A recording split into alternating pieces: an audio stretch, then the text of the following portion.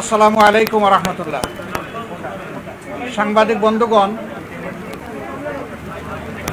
আপনারা নিশ্চয়ই অবহিত আছেন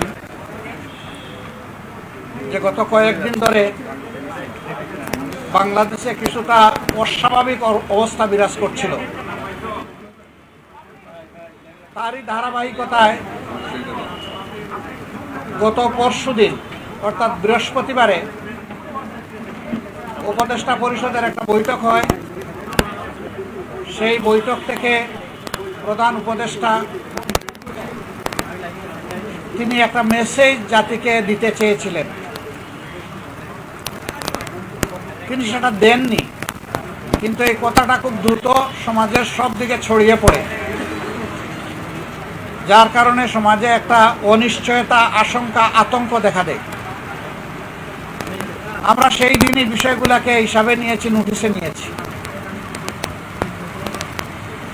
ঠিক একই সময়ে একজন রাজনৈতিক নেতা তার জনপ্রতিনিধিত্বের একটা দাবি নিয়ে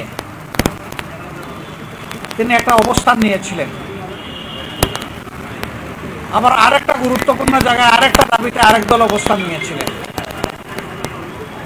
এই সব কিছু প্রধান উপদেষ্টার জন্য কিছুটা কষ্টের, কিছুটা বিরক্তির ছিল, যার কারণে তিনি তার দায়িত্বের ব্যাপারেই পুনর্বিবেচনা করবেন এইরকম একটা অভিব্যক্তি তিনি প্রকাশ করেছিলেন। কিন্তু কার্যত এটা অফিসিয়ালি সামনে আসেনি।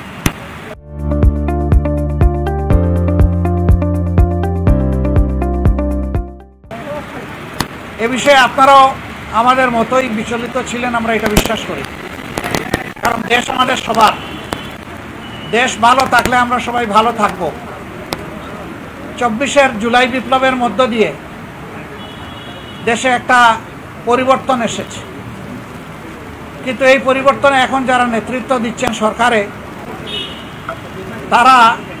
তাদের পরিচয় হচ্ছে যে তারা কোনো পার্টিকে বিলং করবেন না। এটা হওয়া উচিত, কিন্তু এখানেও কিছু ব্যতিক্রম ঘটেছে। এটাও মাঝে মধ্যে সমাজকে উদ্বিগ্ন করেছে।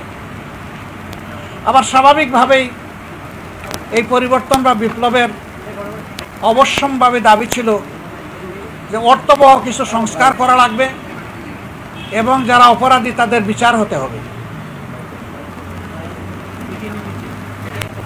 এই সংস্কার এবং বিচারের মধ্য দিয়েই একটা অর্থবহ নির্বাচন হবে, যেই নির্বাচনে সমতল মাঠ থাকবে। নির্বাচনে যারা অংশগ্রহণ করবেন তাদেরকে কোনো ধরনের ষড়যন্ত্রের মুখোমুখি হতে হবে না। এখানে পেশি শক্তি এবং কালো টাকার প্রভাব চলবে না। 15.5 বছর মানুষ 3টা নির্বাচনে তার ভোটের অধিকার প্রয়োগ থেকে বঞ্চিত হয়েছে।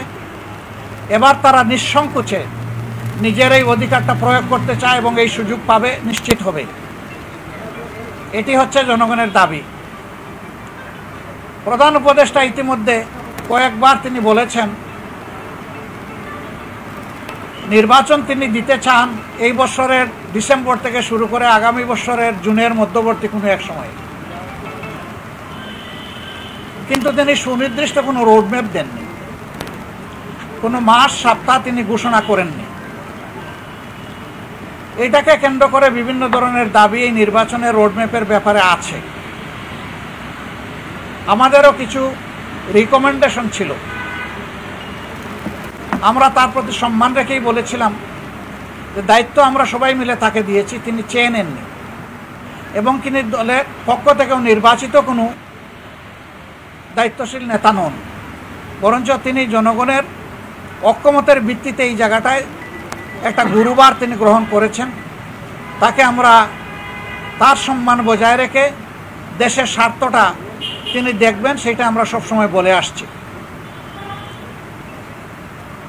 আমরা আজকে ওই ব্যাপারে কথা বলেছি। আমরা বলেছি 2টা বিষয় স্পষ্ট করা দরকার। একটা, নির্বাচনটা কখন হবে, আপনি যে সময়সীমা দিয়েছেন এর ভিতরেই জনগণের কোনো ধরনের বড় ভোগান্তি না হয়ে একটা কমফোর্টেবল টাইমে এই নির্বাচনটা হওয়া উচিত আমরা মনে করি। আর 2 নম্বর আমরা বলেছি এই নির্বাচনের আগে অবশ্যই সংস্কার এবং দৃশ্যমান বিচারের কিছু প্রক্রিয়া জনগণের সামনে আসতে হবে। সংস্কার শেষ না করে যদি কোনো নির্বাচন হয়, এই নির্বাচনে জনগণ তাদের প্রত্যাশা পূরণ করতে পারবে না। আবার সব সংস্কার এই সরকারের পক্ষে করা সম্ভব না। মাত্র 5টা সুনির্দিষ্ট বিষয়ে তারা হাত দিয়েছেন, এতটুকু নিষ্পত্তি হওয়া উচিত সন্তোষজনকভাবে। এর পাশাপাশি এখানে জুলাই প্রক্লেমেশনের ব্যাপার স্যাপার আছে, এগুলো সংস্কারের সাথে জড়িত।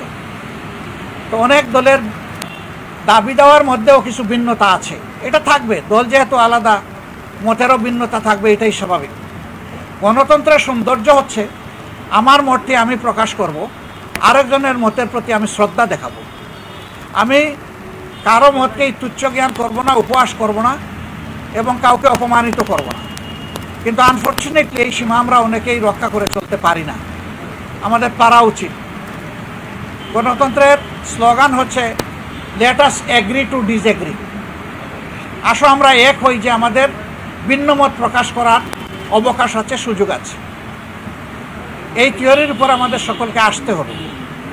আমরা বিশ্বাস করি সমস্ত দলই দেশকে ভালোবাসে। ভালোবাসার জায়গা থেকে দায়িত্ববোধের পরিচয় দিয়ে আমরা সবাই যদি এগিয়ে আসি এবং আমরা যদি সংস্কার প্রক্রিয়াকে অর্থবহ সহযোগিতা করি, তাহলে একটা অর্থবহ সংস্কারের মধ্য দিয়ে একটা অর্থবহ নির্বাচন নিশ্চিত হতে পারে ইনশাআল্লাহ। আমরা সেই দিনটির অপেক্ষায় আছি।